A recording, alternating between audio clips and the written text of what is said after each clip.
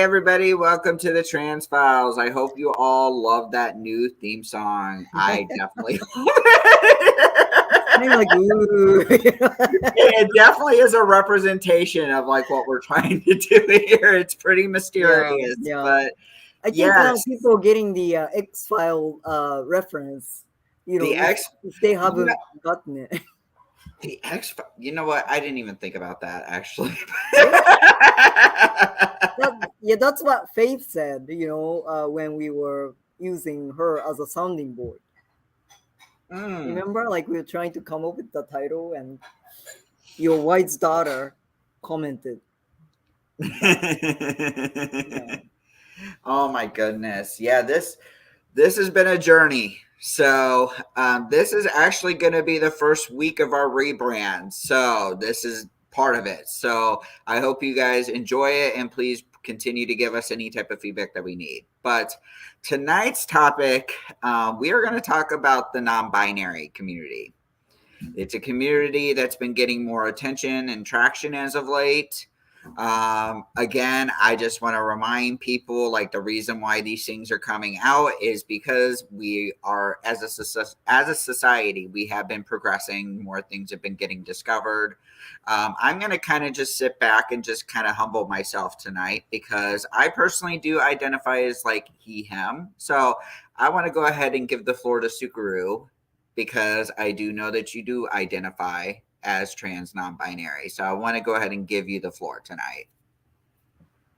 Wow, you're making me nervous. Oh, don't be It's about, nervous. You know I'm it's right about here. nervous. Yeah, I mean, not. It's not like I'm gonna talk like blue streak. I guess, Well, but yeah. No, I was actually okay. So Noah, you always brings up statistics. So it's kind of looking at the statistics by UCLA. What is it? Williams Institute, right? School of Law. mhm. Um, yeah, like this morning I was just casually looking at it, and one thing though, not going into details and not being technical, but okay, so this particular research says non-binary. Well, first of all, there are 1.2 million non-binary people in the United States, right? Mhm. And they say it's skewed towards younger generation, right? Mhm. So I kind of that caught my attention, or maybe like in other words, I kind of took issues with that. I don't know like what the right word to say, but because okay, so I think there's a danger, if it's not explained, the Mhm. because some people do have a bias towards non-binary, right? And Mhm. they some people see it as a sense of immaturity or something like that. It's kind of like a transitional state. Mhm. So that kind of like a saying, non-binary, there are more non-binary people in younger age groups, may mislead people into thinking, oh, because they are young, because I feel that, and we were kind of talking about this in relation to trans population too, because okay, so non-binary, when I was younger, and I am actually saying when I was younger, like in my teenage years, 20s and 30s, non-binary did not exist as a concept or as a language, So that's why I think I'm asserting here that I think there are, a sizable amount of people, in my generation as well. It's just that the awareness didn't come to us much, till much later. So, Mhm. you know, you know, And a reminder, it's like that with trans people too, because back when I was growing up, being trans wasn't even a thing. right, It was right. all about orientation. Now we're in a space now where trans is starting to get recognition. Same with non-binary. Mm-hmm. Nobody is trying to convert anybody. Nobody is trying to indoctrinate anybody. It's just now we live in a society where we feel safe to actually come out and actually be ourselves. Yeah, yeah. So that's what's his name? I'm pretending not to know him, but I know Jordan Peterson. Yeah, I kind of didn't want to mention his name, but yeah. Okay, so Jordan Peterson, right? I mean, he was one of the things he said in the article in the article in the interview that we kind of played during our stream was about the I forgot the name of the law that they were trying to pass in Chicago. I mean, Chicago, Canada, right? So Mhm. um, he was like adamantly against pronouns, right? You know, yeah, because in his mind, you know, giving people freedom to choose their pronouns confuse people, right? It's like it leads to gender confusion. Yeah, I'm just gonna say the transphobe that shall not be named, but I hope our audience knows who the hell we're talking about because I don't want to have to say his name. Right, right, right, right. Yeah, yeah. I and to note too, like the reason like we want to talk about this, like what kind of inspired me personally to talk about this is because I had an interaction with a fellow member of the trans community. It was a trans woman I was having this conversation with. Mm-hmm. I was explaining to her about the network, about how we're trying to be a voice for the non-binary communities, and the first thing that came out of her mouth was, "Well, being non-binary is a fad, and that's what's making us look bad. There's only this binary scale." Wow. And I'm just like, the fuck? So, yes, gatekeeping happens in our communities. And I mean, that's where I see a lot of it right now. And it's like a war between trans and non binary. Mm. It's like, why are we Yeah. having this? Why are you sitting there having the nerve to call this group of people a fad when they're telling us the exact same thing? They're saying that the Mm. trans community is a fad. It's not Right, a fad. right, right, right, right, right. It is who we are. Yeah. I just think that, and we were having this conversation, when we were kind of talking about what we're gonna talk about, right? So, um, I think there's a amount of certain amount of fear. Mhm. Um, some transgender people are threatened.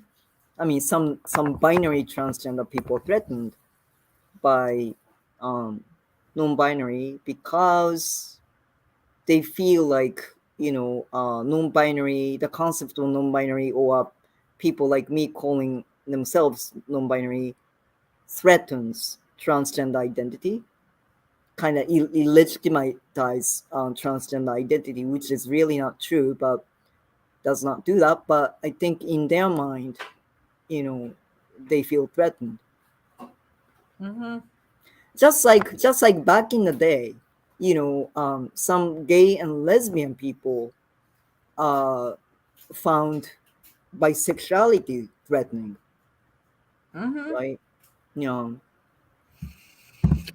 All I'm gonna say is like I think we all just need to kind of drop that little ego thought going on. Like we shouldn't be like feeling this way at all. I think we just all need to come together and just realize like look, we're all getting oppressed. Like let's just not focus on this bullshit right now. If you want to have this discussion later, like after we achieve our rights, fine. We can have that discussion then. mm, I always say that's kind of like a personal problem to me. But yeah, I actually read a book today. So it's hey, called to How to Date Them. Hopefully it shows, and it's probably not. Okay, well, it's not. So basically it's called How to Date Them, and it's right. by Stuart Getty. Now, politically, I disagree with him. But Mm, I did learn so much in this short little book. Like I bought this book at Pride, decided to go ahead and take a look at it and actually educate myself a little bit. So it was very humbling. I will say that. So I'm going to go ahead and pull up my slides. So hopefully it'll probably go back. Yep, it will go back to my previous slide. So, okay. So let me go ahead and blow up my screen. So Stewart actually was a signed female at birth. If you want to actually go there, and so essentially Stewart is from Kentucky, and we all know how fucked up Kentucky is. It's a red state. This shit is not gonna. But the interesting thing that I found in their journey as I was reading about their story was the whole concept of being a tomboy. Mm, They actually said, and I actually took a picture of this. He considers the tomboy being exposed to it like his way of what is it, gender freedom. mm, It's like his first taste of it. mm-hmm. Because we've been programmed as a society just to go on the male and female scale. Right. So like they were saying, like they would get feedback of like, oh, she's sporty or it's a jock. And in a sense that was validating to them. Mm-hmm. It's like, okay, well, it's neither female nor male. I mean, because you would see like females be kind of like the sporty, but also could be seen as a male thing. Same Right. with the Yeah. jock. It's an equal Mm-hmm. balance. And I really got humbled by that. And it started getting me thinking too. Because when I was growing up, I was considered a tomboy. Mm-hmm. And me being a tomboy back then in the 90s, that was not okay. Mm-hmm. Mm-hmm. Like I've said in previous episodes, I got made fun of for having short hair Mm-hmm. because it wasn't girly. I had to have long hair. Mm-hmm. Oh, oh, okay. Yeah. Yeah. So I wanted to get your thought about that, Sukuru, about the whole concept of being a tomboy and how that could be a way to be considered a freedom for gender. I can definitely see that. Although it's not my personal experience. I think I told you before, I think one of the difficulties that I had, but okay, looking back in retrospect, it's not actually a difficulty. I think it further sort of like very verifies and validates my non-binary identity. But um growing up, I just felt, well, I just was like, I don't know. I mean, okay, so I was definitely not girly, but Mm-hmm. I wasn't particularly good at or even liked male things, Mm-hmm. like I wasn't sporty. I was actually kind of dickish. I don't know, like kind of, not very dexterous. So I don't know, like I didn't have like a good like body mind coordination, if you will. I felt like, my I couldn't really handle my body, so therefore I had like really really hard time like in gym classes, because I just couldn't do things. But anyways, yeah, so I was like in no way, what can be described as tomboy. But I could see, like, from outside, I could see how liberating, that could be. um and also I think I was thinking, like, while I was listening to you, because I kind of was lucky in that I went to girls' school for 6 years. Mm-hmm. So interesting thing about girls' school um, is, because, okay, so if when you are in a co-ed environment, your gender is sort of accentuated, because like there's one and there's the other, right? So it can be, it's just kind of inevitable to be for gender to be accentuated. Mm-hmm. So when you go to girls' school, though, since technically we are like one gender, kind of like a concept of gender sort of disappears from the picture, and you're kind of free to be. So that's kind of where I was, So throughout my school, I always had short, like super short hair, Mm-hmm. and I pretty much behaved the way that I wanted to behave. And like, it was like there was no issue about that whatsoever. So in a way, I think I was nurtured by that environment. Nobody really made fun of me for Mm-hmm. being sort of neutral. I don't know. Yeah. um so So the reason why I'm kind of having you do this with me, Sukru, is because I'm trying to demonstrate everybody is different. Everybody's journeys are different. Like Mm, somebody that's non-binary, like, okay, instead of trying to figure out what it is, why don't you actually just talk to somebody that identifies as somebody as non-binary? Don't right. look at the research that basically supports the idea that it should be a category of people. Just like Mm, having this conversation. Obviously, nobody's going to really agree with that concept, but then again, some people are going to agree with it. yep. And again, it's kind of inevitable. I mean, as I said, like, although I really do not like some people's opinions, but I mean, they're entitled to have them. I mean, they're Yes. free to have them. It's just, I think we had this conversation like last week, right? I mean, we are not asking much though. So, I mean, you can have your opinions, but can we live in peace? Can we coexist in peace? Like, can you not try to kill us? That's all there is to it. Like let's just be accepting of each other. Mm-hmm.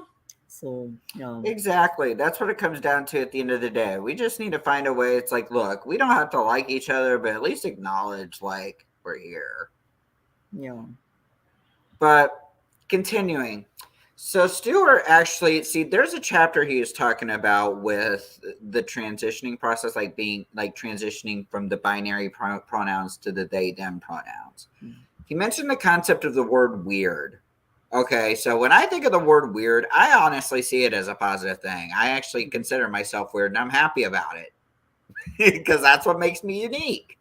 Right. So, some couple of quotes from the book. He said, or they say, weird means growth is happening. Weird is what pushes us to our edges so we can stretch and grow and be more.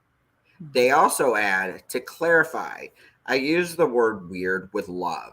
I wear it as a badge of pride. And I say weird pronoun with love because God bless it, sometimes the singular they can be a real pain in the rear. Yeah. Yeah, that's for sure. It is Yeah. so true.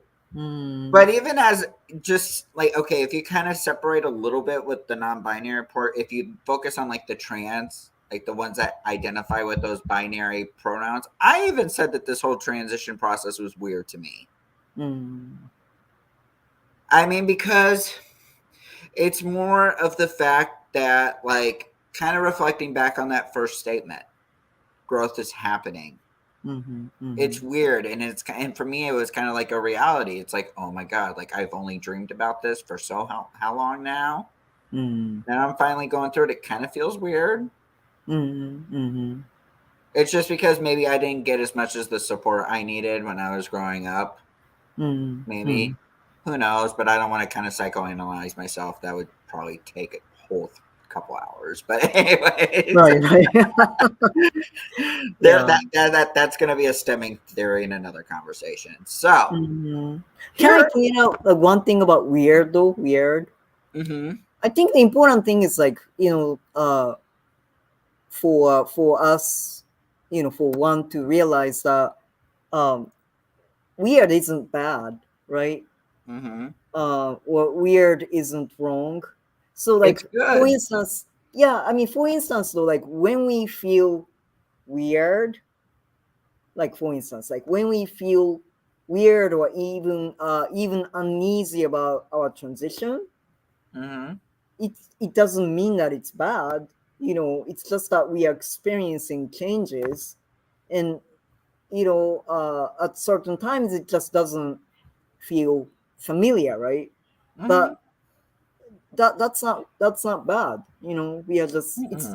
it's just a part of the process. So yeah. Right. And here's a PSA on education. So this picture right here, when we're talking about the term day, this is a PSA to like anybody, because I know like that's the big debate with the non-binary community, is the whole idea with the pronouns. Okay, Mm, I'm just gonna read to you what he said. I know it's hard to read, but I will definitely like read it. While people mostly use they, the way we all learn to on grammar chalkboards as a plural. We also use they to indicate one person when we don't know their gender, and we do it without even realizing it. He made a funny comment. Well, wow, our brains. I bet you do it for your mail carrier. So here's an example. Did they bring my package yet?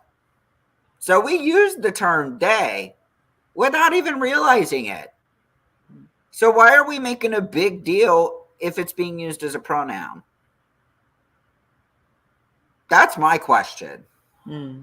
Hmm.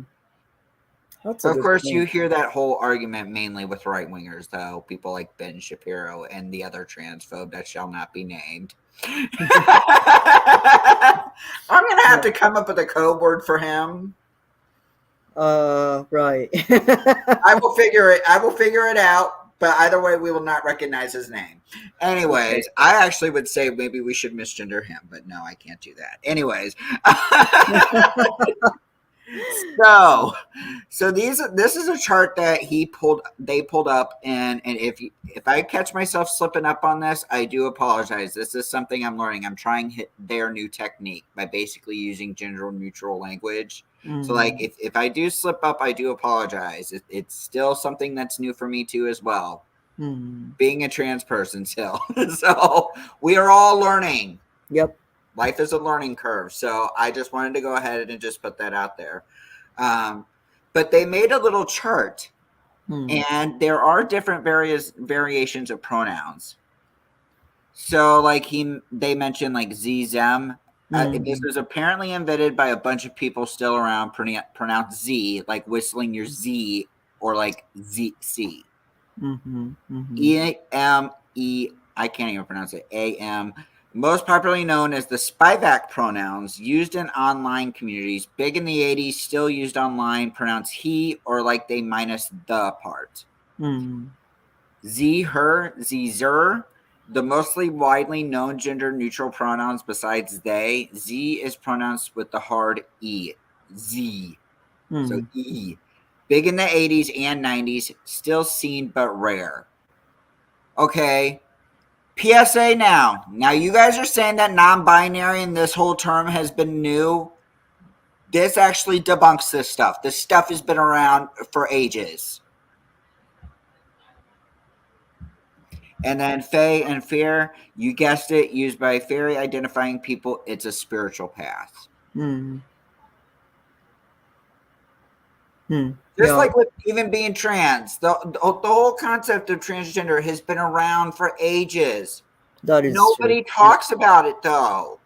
Yeah. I actually read an article today. Actually, I had found out when it comes to anti-trans violence, Mm. mainstream media networks like MSNBC, CNN, they spend about 5 minutes across the board Mm. talking about anti-trans violence. Mm-hmm. Mm-hmm. You wonder why that stuff was never talked about? That's why. It's like they don't care. Right. Right. Yeah. You know what? Recently, I was attending this sort of like web study group about the radical feminism. Mm-hmm. Um, and they were talking about like in a lot of like indigenous cultures, right? I mean, a lot of indigenous cultures had, transgender, non-binary identities, like, from the very, very, very old times, like ancient times. And it was like totally normal and it was totally accepted. But then, like when Western, well, quote unquote, white man came and they wanted to install a patriarchy, patriarchal structure in the society. uh, they just, saw it as, I guess, a threat. Mm-hmm. So yeah, they just erased it. I guess they just made it abnormal. I mean, when it was perfectly normal. So that was interesting. I thought. That's what I said. This book is very intriguing. Mm. So Oh, right. speaking of history, so what they covered in the book. So I'm gonna do my best to try to read this. If not, I'm just gonna encourage you all to just check out the book. Mm. So think about ancient Greek times. Men wore dresses and had a lot of sex with men, like a lot. I like how Yes. they worded that. But there was no concept of homosexuality yet. So Mm-hmm. ancient Greek men were considered no less of a man for having another man get up all up in their pants, so to speak. Remember, they weren't wearing pants, they wore long, flowy dress type things. Yeah. Men were as gay as damn parades without having to call it that or have a parade. Women, unfortunately, seem to have been subjugated from day one and made to wear all kinds of extremely uncomfortable outfits at different periods of time. Lesbian stuff was happening, of course, but it was way more hidden, or because the patriarchy, we never heard about it. Mm. Pretty interesting. Mm. Mm. So, kind of like where we're at now, like why it's been so out of control now, is this Mm-hmm. little statement in itself. Then basically, Christianity happened. So I'm actually just going to emphasize this is the radical Christians Mm. Mm. that are enforcing this. And, they emphasize they can have a whole book on that, which is true. You could have a whole book on that. Mm-hmm. Mm-hmm. And in Right. the Right. 19th century, during the process of medicalizing sexuality, Western society decided that we need to make a quote unquote scientific binary system of female and male. So we Mm. did. It's interesting to see how it was from that time to now understanding where it really stems from. Mm. Like I said, I blame radical, like evangelical Christians that are really enforced in that. Authentic Christians are not like that. Right. Right. I mean, if you go back to the principles of love, right? Mhm. And you know. And to add, so this is basically what we're seeing. We based the binary on genitals and clothing preference and gender roles. Then pink and blue became a thing. I Mm. remember that. Blue was for boys, pink was for girls. Mm.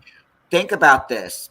In the 1800s, all children wore frilly white dresses.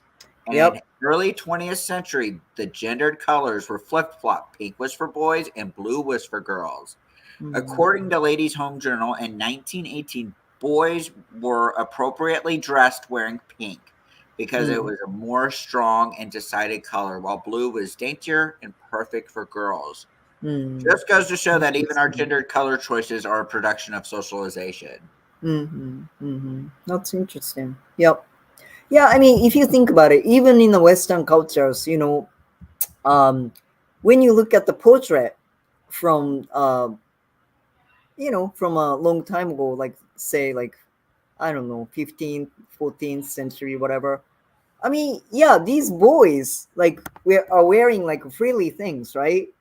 Frilly white blouses and stuff like that, and that was perfectly normal.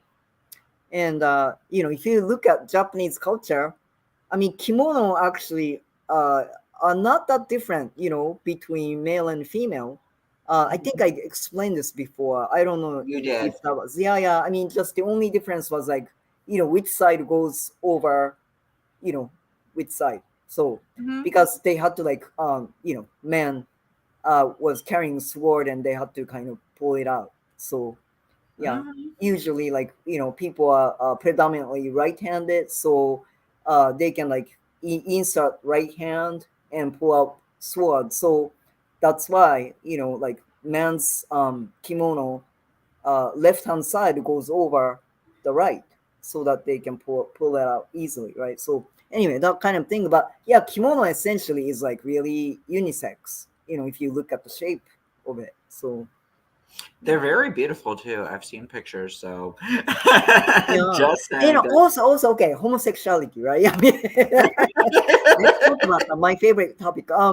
Yeah, so I mean, yeah, warriors in the old time, like Japanese warriors. I mean, a lot of them were practicing homosexuality. These guys. because it was kind of like a sign of respect and a sign of like admiration, right? I mean, they admired each other and they showed, you know, their love for each other, and sometimes it was sexual. Mhm. And there's nothing odd about that, nothing abnormal about that, you know. Same thing among women too, like because in the old days, like women and men tend to live separately, you know. So women, like especially in the high society, they were, you know, cohabitating, you know, in sort of like a same kind of mansion, right? I mean, under one roof. So stuff happened, you know. Anyway, yeah. It happened. Yeah. So here's a different thing. Here's another PSA.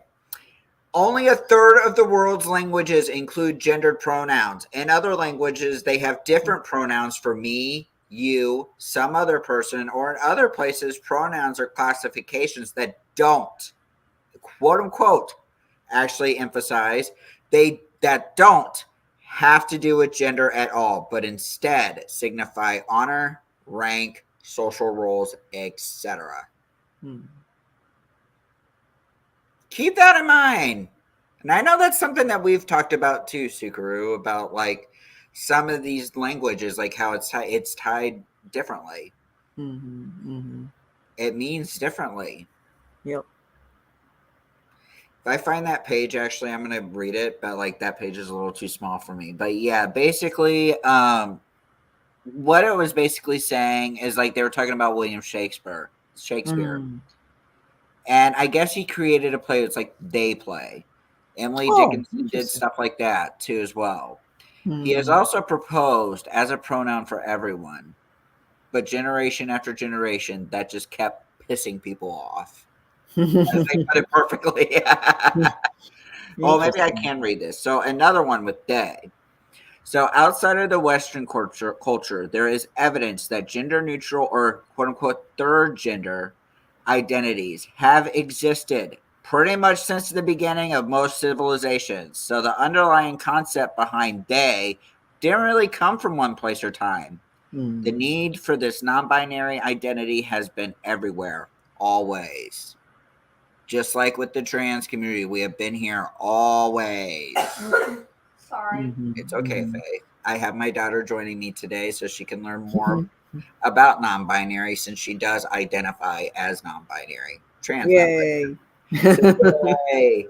So I know I had to make the slides fun. Yes, I know. More psychoeducation. You can never have enough psychoeducation. So just to remind people about the binary, right? So the binary, when we think of that, is basically having two different parts, like black and white, right and wrong, gay and straight.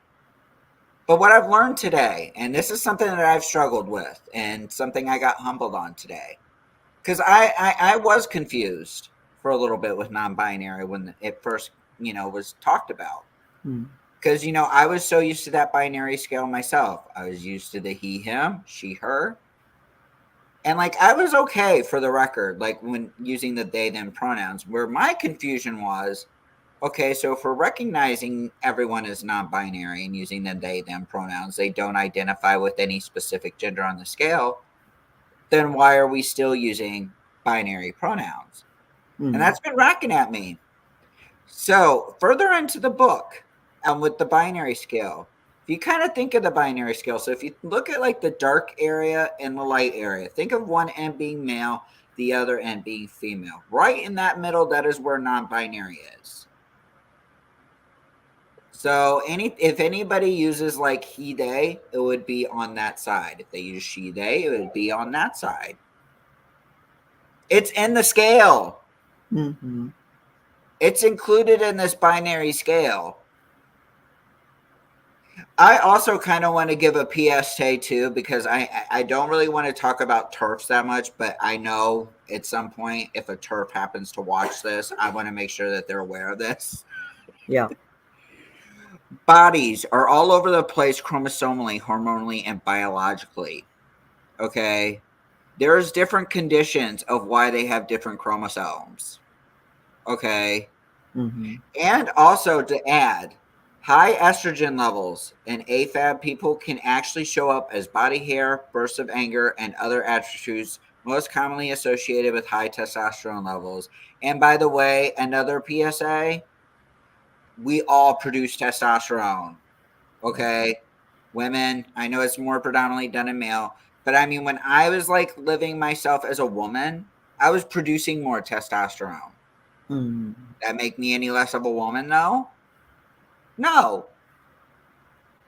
I just happen to produce more testosterone. Mm-hmm. Okay. Hormones, in my opinion, that shouldn't define your gender though. To me. Right. Right. It shouldn't. Mm-hmm. I mean, that's just my personal opinion. So I also want to actually reinforce this for my trans siblings. We need to be humble and we need to use our voice. Okay. So I have seen this quite often. When I see the whole concept of misgendering, people are so quick to shut people out when they get misgendered. It's just so quick. Why? Okay. Here are some tips. If you are correcting someone, whatnot, instead of like saying sorry, just say thanks and move on. The gratitude acknowledges their labor. That sentence stuck out to me. If you acknowledge that they're at least trying, Yeah. and you're still willing to be humbled, I mean, that's what's the most important. I mean, for me, yeah, like, I mean, honestly, like, transitioning with my family, like, my mom until recently, she just got the hang of, like, using my correct pronouns. It took her a while. Mm. You need to be patient with people. Yep. And remember, as they stated, guess what? Everyone messes up, Yeah. including himself. Just correct yourself and move on. Don't go and sit there and wallow on the issue. Move on from it. Mm-hmm. So, another sentence that actually stuck out to me. It is more important now than ever to speak up, say something, and not allow blatant transphobia to happen in your airspace. I get shit for something like if I had said something like that. Mm. Because they don't, because the thing is, like, nobody believes that we should give transphobia attention. But the thing is, you have to. You kind of have to. Yeah. Because how's anybody going to know what's really going on? Like, oh, yeah. Because now we have this little thing going on now that people are misusing the term transphobia. So just want you all to keep in mind, do not be afraid to use your voice. Do not be afraid to call out any type of transphobia. Let me see if okay, before I actually go into this slide, I'm mad because I didn't even put this on the slide actually, but there is an excerpt in the book where they're talking about gender parties for babies. Right. They Right. made the argument that in itself is transphobic. So the reason why they made it the reason why they were saying that it's transphobic is because in a sense you're kind of dictating to what that kid's going to be without them actually knowing, because they're growing in your stomach, right? Mm-hmm. It's like as parents you're making that preconceived judgment of what they're going to be. Mm-hmm. Mm-hmm. When I first saw that line, I was like, wait a minute, how is it transphobic? But then when I actually read through it more, I was like, oh, it actually kind of is transphobic. Yeah, interesting. Yep. So like, yeah, I've not really been a big fan of gender reveal parties anyway. I mean, especially after that wildfire in California. Mm. I Yeah. can't remember where it was, in SoCal, right? Where a family threw a gender reveal party and it caused a wildfire in Southern California. Oh, okay. I think I it was. actually did not know about that. Wow. Okay. Yeah, I can't remember for the life of me where it is. If I think of it, like I'll let you know. But yeah, basically there was a family out there. They were doing a gender reveal party, and it caused Mm. some of the wildfire. Mm. Mm. Needless to say, Well, that's why I don't take it seriously. Yeah, I mean, okay, so maybe like call me old fashioned, but I was never in favor of like really finding out about my baby's gender before they're born. Mm-hmm. I mean, I eventually did find out because like people nagging me that they needed to know to buy stuff, which is kind of weird too, right? But I mean, if you think of it, that's like how gendered our society is, Mm-hmm. because like people have to buy either blue or pink stuff, and they have to know. That's what they. I mean, yeah. So anyway, no, I'm not really in favor of like finding out your baby's gender before they're born. No, I think, I mean, considering then, like, if I was still, if like trans wasn't even out or whatnot, I Mm, probably would have been one of those people that have been like, oh, I really want to know what my kid's gender is. mm, But like now that I've been living myself as I have, really like humbling myself, I've realized now that's probably not a good thing. mm, mm, So actually, that goes up to the two big no nos. So what they were suggesting in the book, and you can feel free to kind of add on to this, Suguru, but they were saying don't avoid pronoun talk in places where genderqueer people are absent. If it feels safe to talk about pronouns and gender when a gender nonconforming or non-binary person is not in the room, think of how dope we will feel when we are. And mm, don't call them preferred pronouns.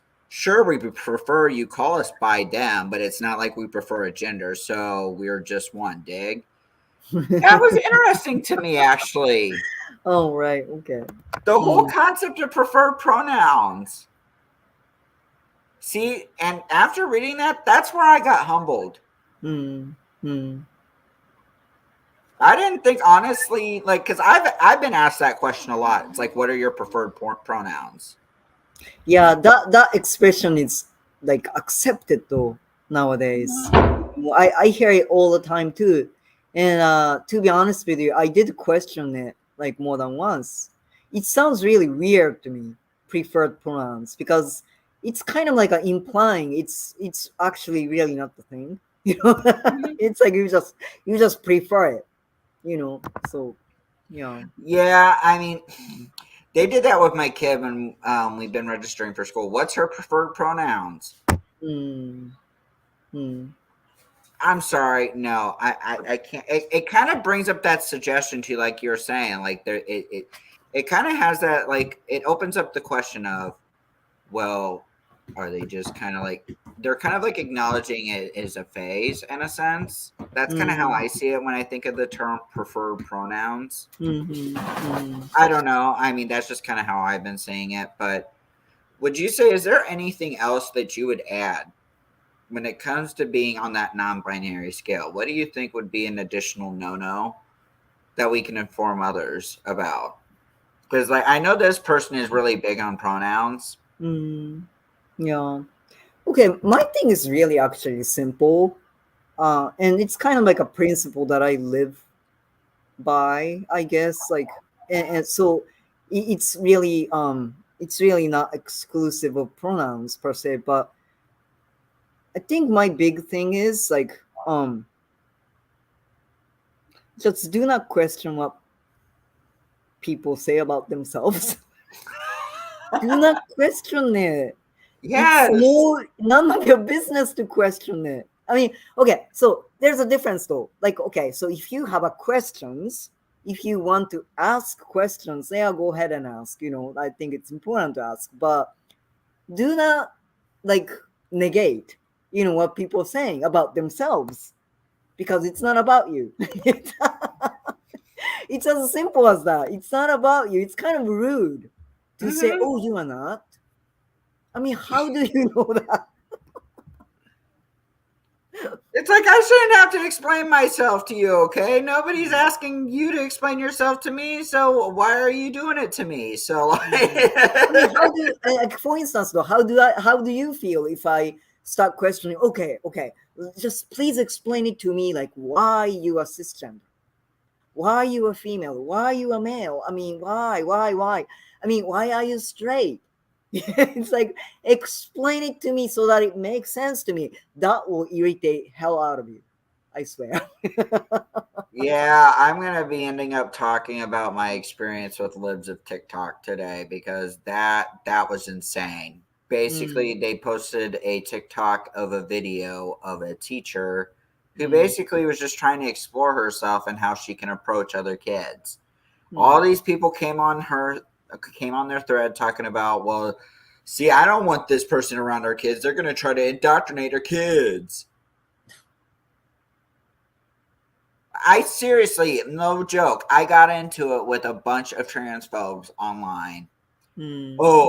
I see how it is. It's like, okay, so we're supposed to accept you and blah blah blah blah blah, and you basically are like gaslighting us. And they actually were posting like quotes about like all these trans stats are myths. Oh God. Like, I mean, it was bad. I'm just like, okay, you know what? I'm never, ever, ever, ever gonna comment on a libs of TikTok post ever again directly. I will just quote tweet them. I got a Yeah. headache talking from all those people. Like, and they engaged in a lot of selective reading. Mm-hmm. Okay, that's the thing. If you're going to talk to anybody online when they pretty much make it crystal clear that they have no interest in learning, I mean, honestly, just cut the conversation. I mean, I did that at some point. I said, look, you know, this conversation obviously isn't going to go anywhere. You're anti science. That's fine. You have your opinions. I have my opinions. I have my facts. Let's just drop the subject.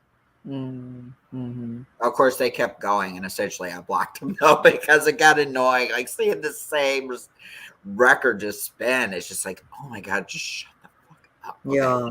Yeah. I anyways. know. I know. I just don't get it, you know? Like, I mean, just think of how rude you're being. I mean, haven't your mother, father, whoever, I mean, didn't they teach you manners? I mean, how Apparently dare you not. question? How dare you question like what people say about themselves? How rude of you. You know, shut your mouth.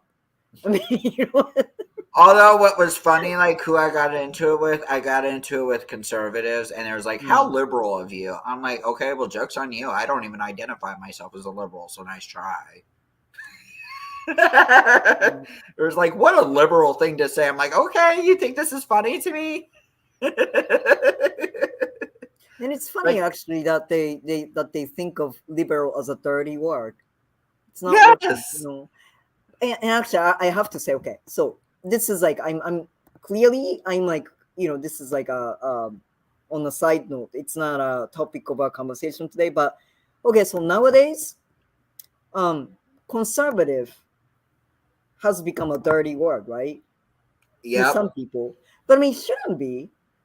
I think conservative values can be actually a good thing because you know in a true sense of the word conservative is not the word dirty word, you know, we just made it dirty, you know, but it's not though. I just say that all the time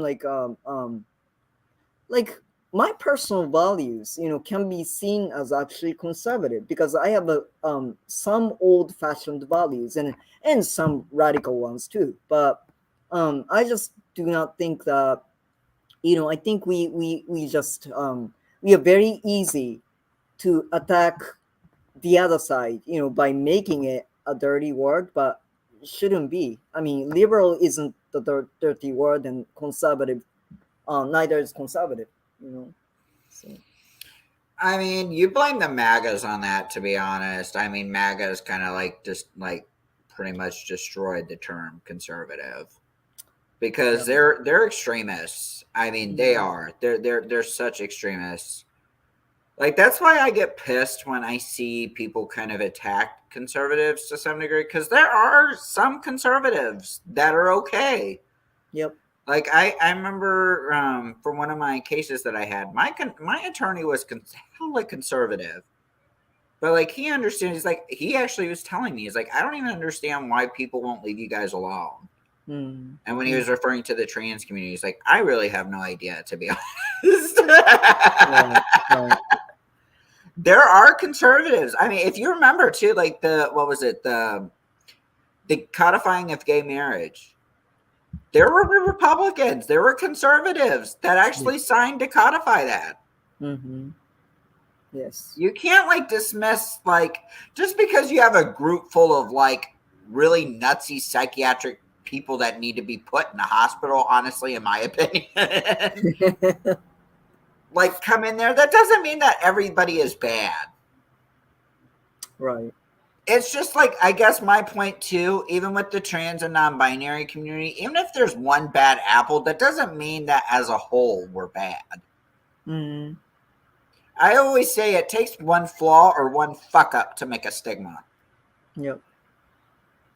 So that being said, let me go ahead and just continue. So this is for a tip for parents and providers, okay? Mm. So parents, when you those that are going to have kids or already have kids, please be patient with your kids. Yep. Don't force shit with your kids. It is not okay to like force people to be trans or non-binary. Just saying. I'm not saying that it happens, but I know that is something that has been said that we're trying to force people. Nobody is trying to force people. The key thing, listen. Always remain curious. Okay, I made a tweet earlier about authoritarian and authoritative. Okay, most of these conservatives or most of these people that are out there talking about, oh, we need to let kids be themselves. Let me go ahead and give you a PSA. Okay, if you are genuinely meaning that, like you want to have kids live their lives as themselves, then don't dictate to them that they need to be cis and straight. Mm-hmm. Listen to them. When you provide a safe, affirming environment, guess what? Rates of suicide go down. When you actually listen to your fucking kids, Mm-hmm. you're giving a validation and you are actually making them feel like they're a part of the conversation. Because most of these people that talk on quote unquote on behalf of the kids, they're genuinely not. They're speaking from their own garbage values. Please remember that.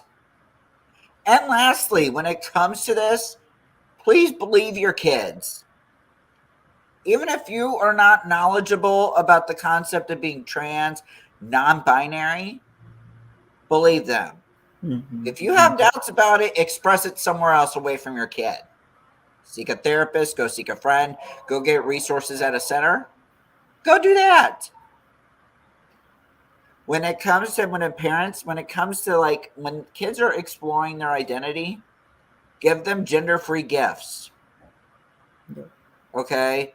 And what they were suggesting, include your whole family into the presence of their presence.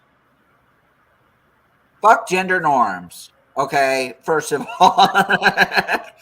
I mean with my kid being non-binary. Even though she identifies as she they, she's not into dolls. Think of something neutral. If you need help there, you just know one thing, you're not alone. Mm-hmm. Ask other parents. Get their suggestions when it comes to that. If family members can't abide as they stay, don't make your child do a public gift opening. It can be crushing for a kid to open a card that says to my grandson when that's not how they feel about their body and life. Celebrate this stuff in private. And as a PSA too, I know I love using that term, a PSA. It's one of my new things I'm coining now. As a PSA, that's why they're trying to make schools a safer place for people to do this shit. It's called teaching inclusivity. Mm-hmm. Okay? People like to say that we're trying to poison the minds. Well, we're fucking poisoning people's minds by teaching your fucking garbage ass logic. Okay? God damn. Okay, anyways. Talk the talk. So, this kind of goes on the borderline of being a perfect ally. Talking the talk and walking the walk. Having the awkward conversations with other family members and draw boundaries so your kid doesn't have to. Make it clear, be direct. Ask questions with them. because the concept of being trans and non-binary, it's very unique. It's a very broad category. Okay, so like that's why this conversation, this is why like trans and non-binary issues are so hard to kind of discuss. In a sense, there's no true definition, Mhm. in my opinion, because we're all unique. People like to use the term transgender and they use it in a medical way. So in a sense, it creates this discussion where it's like, oh, well, you have to transition. The fuck, you don't have to transition. Just putting that out there. Mhm. Anyways, always thank your kids, encourage your kids, make them feel safe. Like when my kid came out as non-binary, the first thing I said to her was congratulations and thank you. She was kind of nervous about telling me about her being non-binary, but that's just because of the fact is non-binary, even though it's similar to being trans, it's still different. Mhm. Yeah. And she was at the time she was just kind of confused about like what it really was. I've had this conversation with her, so that's what she identifies as. Mhm. So even with school settings, be aware, kids are mean. Kids will always be mean. Even though I don't have an issue being public about myself, for a kid like my daughter, it's difficult. Mhm. What do they have in place now? GSA clubs. Honestly, I have my own personal issues with GSA clubs. Because, like, for me, it's like if you're getting bullied at school, why would you want to have like a safe, quote unquote, safe meeting at the place that they're getting bullied at? Mhm. So, as they actually state, bullying is still a thing. Kids can be mean. Pronoun circle. So what they're referring to is basically getting in a circle, saying your name and your pronouns. It's something you like. So it's just essentially an icebreaker. Mhm. Um, they may also work, may not work, especially for ones that are shy or not even out of the closet. Mhm. People who don't quote unquote look gender nonconforming and people who are not out publicly yet. Yep. You can optionally share pronouns when exchanging names or using name tags, but always give people a way to opt out. Don't single out a gender nonconforming person in public if you don't need to, including asking them their pronouns and gender identity in large groups. Watch for how their friends refer to them or how they refer to themselves. Ask privately in a very neutral way, like in conversation as they need for pronouns comes up. Kids say they prefer to have this combo one on one. Mhm. That goes for every kid that's in the LGBTQIA plus. It's a Yeah. very personal thing. You should have those type of conversations one on one. Yep. Go ahead and exit that full I screen agree now. with that. Okay, that was about the end of my presentation. So, like, Good one. at the end of the day, though, I mean, just listen to each member if you can. Maybe if you can get a group of like 3 or 4 people, you'll notice that every experience is different. And that was Yep. demonstrated tonight. I mean, Sukuru Mhm. probably agrees with some things in principle with that presentation, but I'm sure it's still very different for them. Yeah. I mean, you said it, Noah. Everyone's different. So, that's where the danger is, but that's where the beauty is too. I was actually thinking that because I'm still somewhat involved, but I got involved in Asian Pacific Islander focused P flag group once. Mm-hmm. And since I was talking about my experience very openly, and I'm kind of closer to age to most parents, so uh, Mm-hmm. like some of the parents like felt comfortable asking me questions about non-binary identity and stuff like that. And but I had to kind of caution them because while I don't mind talking about my experience and my point of view, their kids' point of views and their experiences may be different, or Mm-hmm.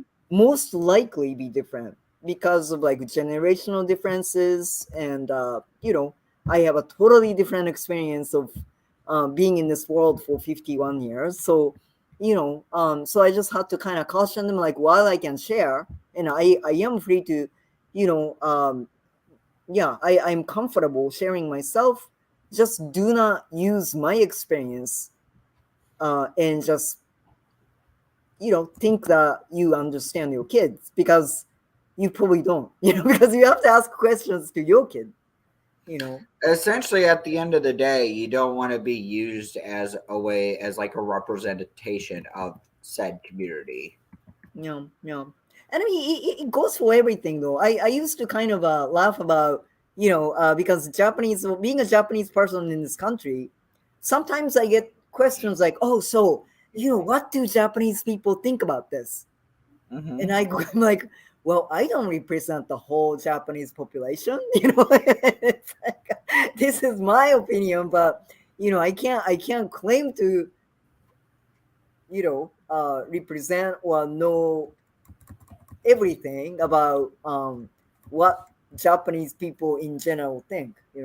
So yeah. I'm actually gonna share my screen actually because I found some stuff that the pictures I actually wanted to share that for some reason didn't make my presentation, which sucks. So, Oh, okay. so let me get it up. Give me just a second. Come on, click on.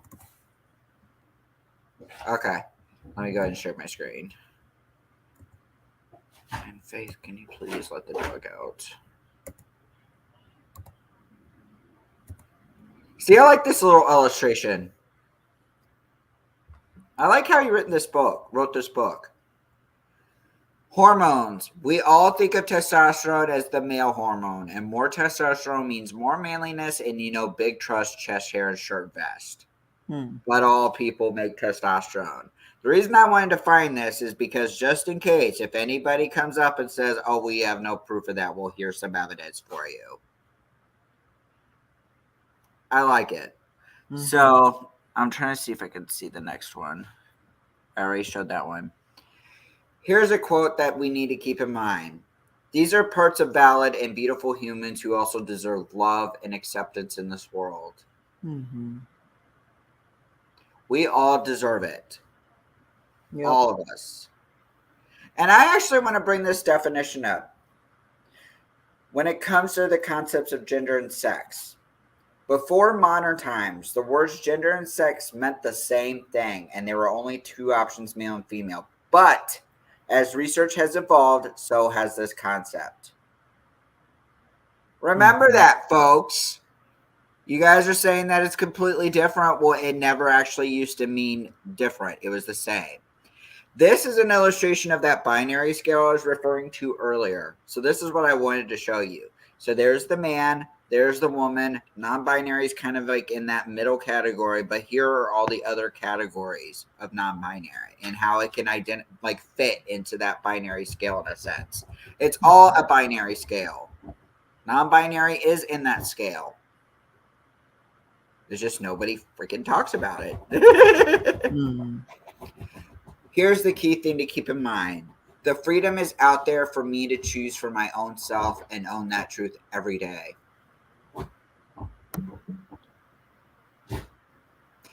I actually reflect on that, and then all I can think to myself is like, now people are trying to take that away from everybody. Right. Just why? Just why? I'm going to move over here. I was actually going to do some other stuff. Here it is. A psychiatrist, when it comes to mental health portion, so this is what I wanted to find. A psychiatrist in 1965 coined the word transgender, claiming earlier terms were misleading. And they were. People lumped everything trans together, including transvestites or cross-dressers, a term that has nothing to do with gender identity. Most cross-dressers are straight cis men who dress up for kicks. So no, not the same thing at all. The word transgender was needed and owned. So since the 1990s, the term transsexual has been used to describe a subset of transgender people who desire to transition permanently. That is, those with the privilege. That's the key word. Those with the privilege to go do something about this desire. usually with the help of hormone therapy and surgery. Terms like trans men and trans women also exist to help people identify if they like whether their transness. Some like to flag it. Other people, after they transition, just want to be called a man or a woman. No trans Hmm. about it. What do you think about that, Suguru? Hmm. I mean, about this page. Yeah. Yeah. I mean, okay, so it all goes back to what we've been saying, right? The main message, or I mean, I'm just I'm just taking liberty of calling it a main message, but so like everyone's different, so um, you should just respect that. It's like I think that's where it comes down to. Actually, like while I was listening to you, what I was thinking actually was so one of the difficulties that I faced identifying myself non-binary is that so some people want to know if it's a political decision, right? So yeah, there's always this question, not like really all the time, but sometimes I encountered actually like yeah, more probably more often than people think. So yeah, people want to know if it's political decision, meaning that okay, so there's this like there's a lot of stigma, if you will, about gender norms, right? I Mm-hmm. mean, I would actually swear because I was doing this documentary film project, which I haven't finished, but about gender, right? So I was interviewing a bunch of women about like how how their experience was growing up as a girl, right? So so based on my independent research, like interviewing people, I would say like nowadays, at least in the United States and in Japan, majority, I would say like 93%, maybe higher, of people really are not very comfortable about gender norms. They had a bad experience growing up, in this like very, very gendered society, right? Mm-hmm. So some people want to know, like, okay, so, um, like you didn't have good experience, being a woman. Uh, That's why like you chose to be non-binary. Okay, so here's the thing. Maybe some people actually went through that, maybe that was their process, but for others it's not, right? It's not a political decision. It's just how they identify themselves. It's just how they feel, you know and neither is right or wrong. Mm-hmm. So um I'm just saying this because, again, I am actually kind of making a reference to like earlier in the history of like gay and lesbianism, for instance. Some people preferred, you know, uh, nature argument, right? Like we are born this way. That's fine. That's fine. I think some people are born that way. Okay, so Mm-hmm. but like some people are really, I remember like in the 90s when I was going to college, some people were very, very uncomfortable about nurture argument. Maybe like maybe they prefer being gay or lesbian. Okay, there's nothing wrong with that in my book. Let people be. Let people be. It threatens your identity, maybe, if you are like in the group that, oh, I'm born this way. Mm-hmm. Yeah, okay, fine. I understand, but don't go around just dictating, what's what for people because everyone's different.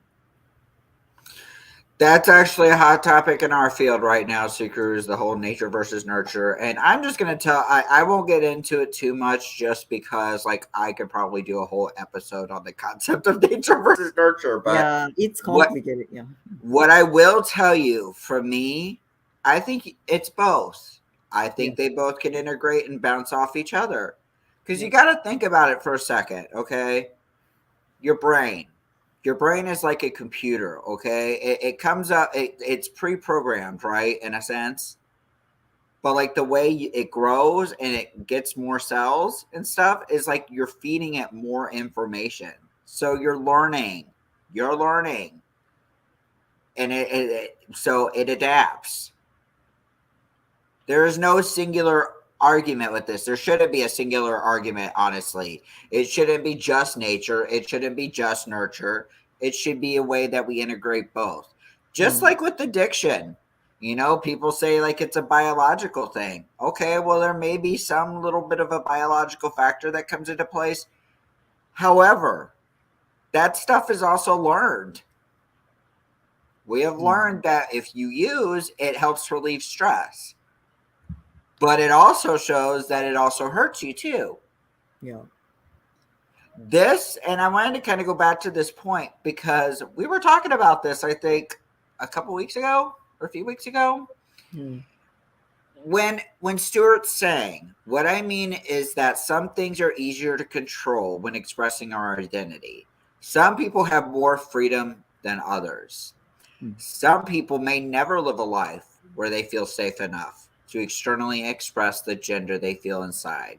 Some people won't have enough money for electrolysis or plastic surgery or hormones that could allow them to achieve their gender expression that aligns with their gender identity. So yeah, it's a privilege. It's a privilege. Yep. That's what bothers me is that when people talk about like, oh, this is actually a trans-friendly place, in a sense, it's really not. Being trans is a privilege, in a sense. Same in a sense with being non-binary. For those who do choose to go down that medical route, at least. People, trans siblings, please stop hating on our non-binary siblings, like for real. Like, I mean, come on. Same with like the lesbian gays. Y'all need to stop hating on us too. You know why? Because you guys were told the exact same thing that you're telling us now. Sit and reflect on that, please. Because now is not the time to be focusing on this bullshit. This shouldn't be a competition. Don't assert your privilege. Keep your privilege at the door. If you're exhibiting Karen entitlement syndrome, please just don't even try to engage in the conversation. Just take time to humble yourself first before you engage in the conversation. That's all I'm going to say about that. Right. I had to use that. That's my new term now for it is Karen entitlement syndrome. It should be in the DSM, in my opinion. Because I see it everywhere. I see it everywhere. Mainly with performative allies. If you are for a system that's going to give you crumbs, you honestly shouldn't support that system. Yep. Like many of the trans or non-binary advocates that are out there that's saying that we have a good system now, you know why they're saying that? It's because they have that privilege. They have health care. They can transition. They have access to mental health. It's a privilege. Don't listen to them. Yeah. See, ultimately, and I mean, I guess I am a somewhat of an idealist, but ultimately, the world that I want to live in is the world that we can assert our identity, our own identity with ease, so we don't have to fight about it. And all it takes is for us, to declare it and no questions asked. We don't even have to transition physically if we don't want to, But I think right now there's so much pressure to validate ourselves. And that that's whole not, concept of passing. It's the conversation of passing. That's what it Mhm. is. It's like what passes as a male, what passes as a female. Right. You take that part of it out, I guarantee you it'll be easier for people to adapt. Mhm. Men don't have to look a certain way. Again, I will bring up the famous incident where I got criticized for my freaking nails and said that they were too long. Okay, again, if I want to have long nails, I will have long nails. They're Yeah. starting to grow back, by the way, and I don't care. Mhm. Mhm. They serve a purpose for me. Okay. Yep. Yep. Yep. If I want to have long nails, I can have long nails. Hell, Yeah. I've seen cis straight men have long ass nails. Okay, what Yeah, the I mean, hell? some guys do like manicure and stuff like that, and I think it's cool. I think it's beautiful. Yes, a Yeah. lot of guys do mani pedis. A lot of guys have spa days. Yeah. Don't judge that. Like, I'm not trying to do it to you. Frankly, some people have too much time on their hands. Because Yes. I mean, why are you like going around criticizing people and policing what they do? Just mind your own business. I mean, Like, nobody's trying to do this shit to you. I mean, like, okay, yeah. with all the stuff that's been going on, like another reason I wanted to highlight the non-binary community is because now with the additional trans lives that have been lost, non-binaries are getting put in that category now. Yeah. Yeah. There's non-binary lives that are getting lost. So yes, now it is impacting them. Mm-hmm.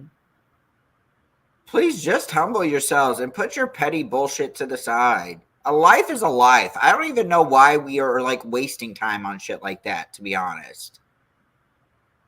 We get one chance at life. Mm-hmm. Like, even if I die trying, I'm still gonna like try to fight for my right to live as a human being. Yeah. I want to live in a society where, like, even if we don't get along, we can at least have that coexistence of peace.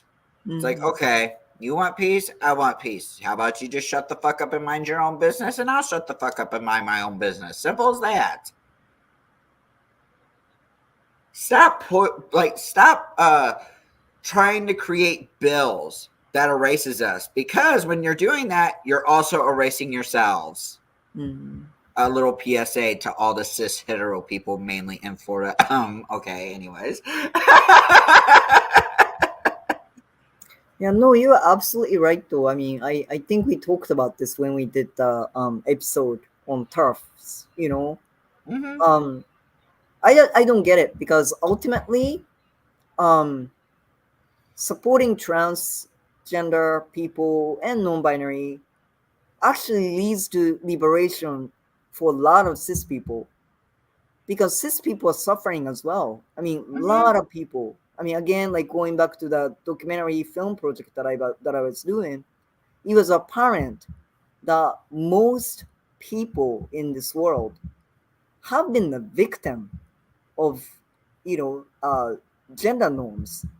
I mean, every single one of us at some point in our life, you know, had a pain, went through some kind of pain because of, other people like dictated, how we should be based on our gender. So why are you doing that? Why are you, trying to invalidate trans people or non-binary people, like when doing that really actually gives you less freedom, bars you from liberating yourself.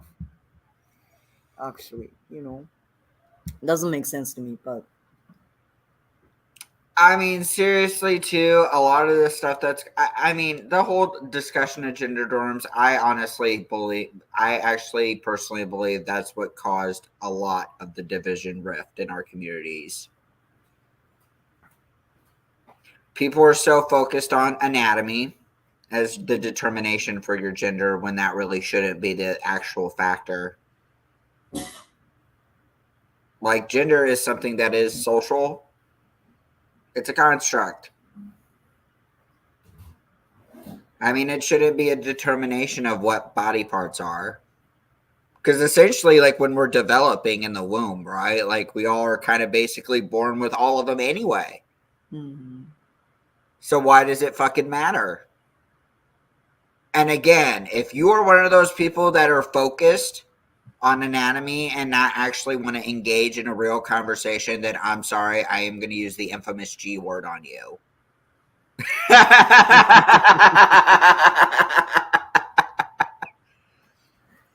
Live your lives authentically, okay? Whatever that may be. If you are not going to get surgery, that's fine. Please continue to validate these people. Validate the non-binary community. Even if you don't understand it, just make it known that you don't understand. Don't come at us in a hostile way. Because you'll find most of us will probably are willing to have a conversation with you all. Yep. It's just sometimes it gets kind of tiring and our tolerance for bullshit kind of just doesn't exist. Yeah. And I mean, I just feel that yeah, sometimes you're right. Like okay, I'll speak for myself. I mean, I have no issues explaining myself for most times. But then again, sometimes you get exhausted, right? You don't want to explain yourself anymore. And so I may decline. I may say, oh, you know what? I'm not feeling it today. Mm-hmm. So please accept that. Please respect when people tell you like they're not in the mood to explain themselves, because actually they don't have to explain themselves. Nope. I mean, like I said, I don't mind educating people, like at least on my experience. But when they go and sit there and engage in the selective reading, then it's like, okay, well, I'm not going to fucking take you seriously because obviously this is what you're choosing to do. So peace out, deuces, whatever. But for me, I had to do this for a professor today. We were talking about like basically the societal risks as me as a mental health professional, like how like the stuff that's going on with the trans community could potentially like impact me as a therapist. Mm-hmm. I was telling her today, I said to her, the thing that was bothersome, I think, if I was reflecting throughout my whole experience, is because it kind of started off by me psychoeducating another therapist. That's kind of what led to my discrimination. I admit I probably should have not have had that conversation in a public floor per se, because that's how community mental health is, at least a majority of the time. They'll sit there and talk about, well, we're a safe and inclusive place, but you always have, if you can't discuss them in safe spaces, because you always have that one person that's going to pick out facts and they're going to twist it around, make you look like shit. That's what I'm not okay with, in a sense. Like it's kind of like a setup. It's kind of like a bait and switch. It's a trap sometimes. So I guess in that point in time, it's like, okay, then you got to learn like who can you trust. Right. I wish we were in a world where we weren't even thinking of that, like who to trust. That question shouldn't even pop up in our minds. Right. I want in this world, I want my kid to live as herself. I want her to be able to live it as like hate free as much as possible. I want people to really understand that these issues need to be taught. Non-binary issues need to be taught. And you wonder why, like kind of bringing up to your last point, and then we'll go ahead and just close. But the thing is, like what you mentioned earlier about the non-binary community being more common with their younger generation. Reflect on that for a minute. If you kind of look back at as a whole with the LGBTQ. Non-binary, even though it, in a sense, it's been around, the fact that it's getting awareness and hype now, it's because, again, this society has become a little bit safer now to talk about it. Yeah. I guess if you really want to kind of go there and actually define it as safe. Yeah. I wouldn't even consider it safe now. Yeah, it is unfortunately becoming very dangerous place for us. Yeah. I'm still considering leaving the country. So if anybody knows any countries that are trans or non-binary friendly, I will definitely gladly pick up and leave. Just as long as you send me money via Cash App or Venmo. I'm referring to the people that tell me to go ahead and leave the country if I'm not happy with it. So that's always my response. Is just like, well, if you're not happy with the country, why don't you just leave? It's like, okay, well, just Cash App and Venmo me the money because it's fucking expensive to do it. Yeah. So yes, if you know of any countries, please let me know. I'll be open. Yeah. But I want to just say in close, though, life is short. Please take the time and educate yourself. Be a better role model for your children, for fuck's sakes. And I'm sorry, I'm going to be explicit about that because I am so sick and tired of these parents that are saying that they give a shit about their children when they're doing more damage to their children. Like, shut the fuck up. Listen to yourself. Take a look in the mirror. If you genuinely care about your children, like I have mentioned before, listen to them. Be an open mind. Let them know that you're going to be there for them. By telling them that they can't live themselves as themselves, then I don't want to hear you ever say that you love your kid and you'll do anything for your kid. That's just my POV on it. If you genuinely care about your kids, just let them explore on their own. Provide the knowledge that you know. Even if you grew up from a different generation, you could say, hey, like this stuff wasn't really heard of when I was growing up. Maybe you can educate me on what it is.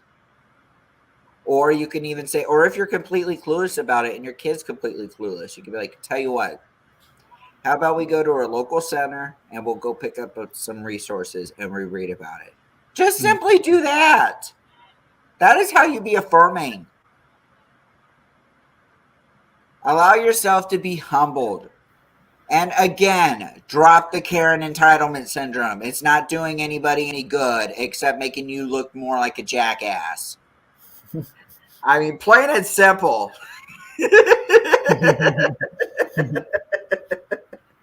I know I've been kind of going on a rant now because I think I got expired because before we went on stream, I was watching a video full of Karens.